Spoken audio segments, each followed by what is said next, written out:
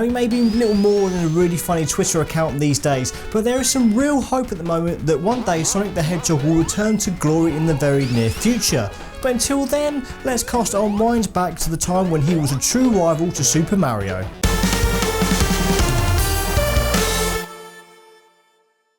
When I first loaded up Sonic the Hedgehog 2 for the very first time on Christmas Day 1992, it felt like a special moment in gaming, even at that time. Those first few moments of turning on the console with the Sonic 2 cartridge inserted were pretty damn memorable, with the now famous SEGA chant and that title screen reveal of Sonic and his new friend Miles Tails Prower.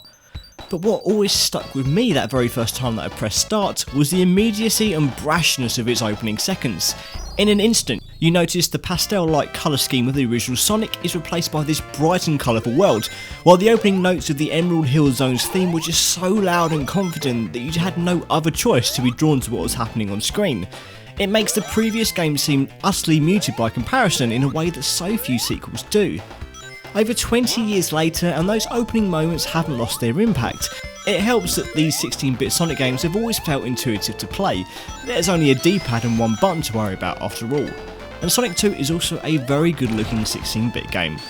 For a sequel, most developers would have taken the same art assets from the previous release and put them in new levels, but here, Sonic team have tweaked every returning character and sprite, and as mentioned previously, the colour palette has been drastically improved, swapping muted, almost pastel hues for a highly saturated scheme of eye-catching colours. And the music, oh the music! This is a series that is known for having excellent catchy music that makes the very best out of SEGA Mega Drive's synthesized tones, and Sonic 2's track selection is a mix of extremely funky tracks that soon become complete and utter earworms. Tunes like the Chemical Plant Zone's theme are incredibly well put together and remain timeless in a way, and there's also a good contrast between the upbeat tracks like Emerald Hill Zone, Mystic Caves, and the calmer pieces like Sky Chase. Personally, it's my favourite of all the Sonic soundtracks, although Sonic 3 does come pretty damn close. It is a popular misconception that Sonic games are based around speeding through levels as quickly as possible, never taking a second to stop and think. But that's not strictly true, and Sonic 2 does attempt to push back from that perception, with levels that contain all manner of alternative routes and hidden away areas that can only be found when putting the brakes on and taking the time to explore. But that's not to say that Sonic can't pick up the speed when required, and should you wish to forego the exploration and just go full pelt through levels and reach the end as quickly as possible, you can do that. Or at least attempt to, as some areas certainly add some bottlenecks designed to take your life if you rush through them without hesitation. And of course, Dr. Robotnik is back, now a regular boss at the end of most second acts, instead of the third act like the previous game. Once again, he'll arrive in his cramped little vehicle armed with some sort of ridiculous contraption designed to crush, smash, poke, stab and impale our hero, and the difficulty curve of each successive boss is well designed, gradually getting tougher as Sonic 2 reaches its climax, like any boss should be.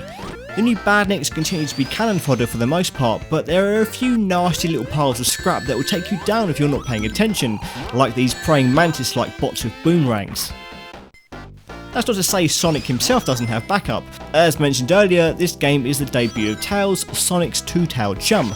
With the default game settings, he's a CPU-controlled player who is practically invincible, with even a death resulting in him flying back into view a few seconds later. He can collect rings and even destroy enemies, although when controlled by the CPU he can be a little bit irritating, especially during the game's special stages. Thankfully he can be controlled at any time with the second player using the second controller port, or if you don't want Tails at all you can play the game as just Sonic alone. If you really like Tails, I suppose you could play as Tails alone as well, I mean if you want. The problem is Tails doesn't really serve any useful purpose, and if anything it's easy just to play as Sonic on his own. In fact, it feels like Tails' only purpose is for SEGA to shoehorn in a needless multiplayer versus mode. In this split screen mode, players can choose from 3 different zones and the special stage, and race through each level as quickly as possible while collecting as many rings and power-ups as you can. This new mode is rather limited and not really worth playing more than once, which is probably why it never returned in Sonic 3. However, it is quite fun to enable teleport power-ups only and watch the chaos of players swapping places every time an item box is opened. Yes, single player is Sonic 2's real bread and butter, and it's a fine one-player game indeed. Each of the new zones are well designed and are incredibly unique, with each one being a memorable area with plenty of gimmicks. Casino Night Zone is a definite highlight, expanding on the original Sonic Spring Yard Zone with real working one-arm bandit machines and plenty of pinball flippers and launchers. Fantastical graphical style, amazing music and excellent level design. Tails and the entire multiplayer mode are superfluous additions that don't really add too much to the package. Easily one of the pinnacles of the entire series, it's rare for a sequel to improve upon an already fantastic original as well as Sonic 2 does.